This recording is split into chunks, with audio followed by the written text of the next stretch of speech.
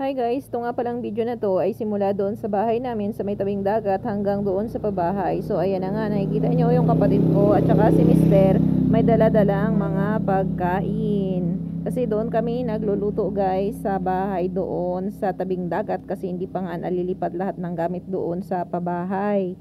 Kasi nga si mama at saka si papa lang yung naghahakot.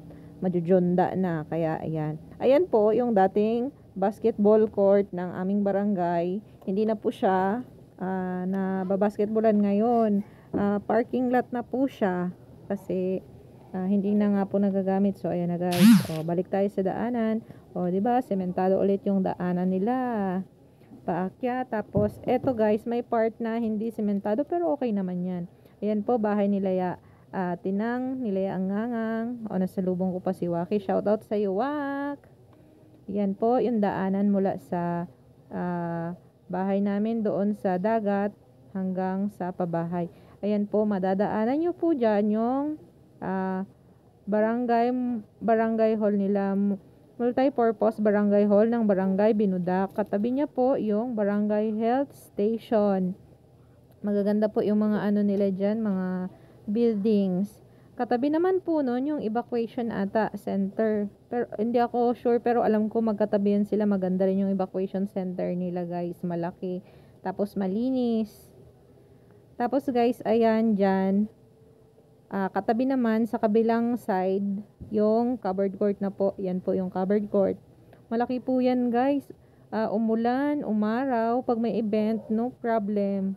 CCO dyan sa covered court gaganapin. O, di ba? Walang problema. Upuan na lang ang kulang. Tuloy ang programa. O, di ba? Sayang-saya lagi yung mga nagbabasketball. Naku guys, kung may dala lang akong rubber shoes, malamang nagjogging-jogging na ako paikot dyan. Kaso wala. Kasi nga, nagmamadali si Inday umalis sa kabayugan. O, ayan. Pagdaan mo ng covered court, akyat ka lang konti, lakad pa ng konti. O, ayan guys, makikita nyo. So, ayun na nga, lakad tayo, pabalik dito sa pabahay guys. Ayan, nakikita nyo, mga puti-puti na yan, mga white-white na yan. Pag nasa malayo ka, parang pangit lang tingnan, pero walang pangit sa libre guys. Pag libre, aba, napakaganda niyan. Biruin mo, ni piso, wala kang ginastos, nagkabahay ka. O, diba, mapalad ang mga nakatanggap ng pabahay.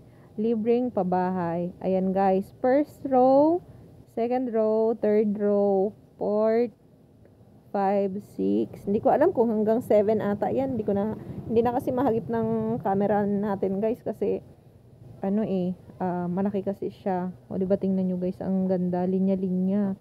Ayan, pangalawang row lang yan. Tapos dadaan ka dyan, dire-diretso. Sa kabila, pwede rin naman dumaan sa kabila. Pang third row kasi sila mama. Pwede ka naman dumaan sa kabila para diretso na hindi naliliko. Pero nakasanayan ko na kasi dumaan dito. Yung isa pang nagustuhan ko dito sa pabahay na to guys, yun nga, sementado yung daan nila. Kada iskinita, sementado yung daan. Ang ganda magmotor-motor, diba? O hindi maputik. Tapos may mga daluyan ng tubig, may mga drainage, kanya-kanyang eskinita, kanya-kanyang pabahay. Yung pabahay nila guys, may installation na rin yan ng wirings, may mga abang na rin yan guys. Ready to connect na yan kay Bisilco. Ayan po pala yung bahay ng tito ko, si Tito Dante, o diba?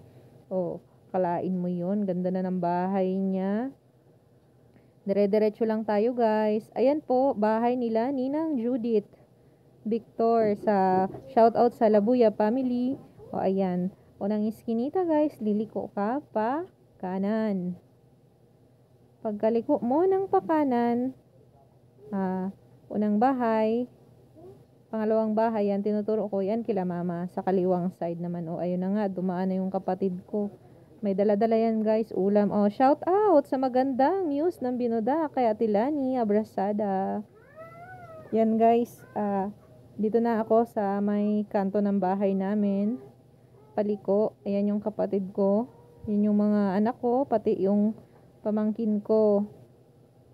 O ayan, ganyan. Tulda-tulda lang muna guys kasi hindi mo pa pwedeng ipaayos yan yung labas.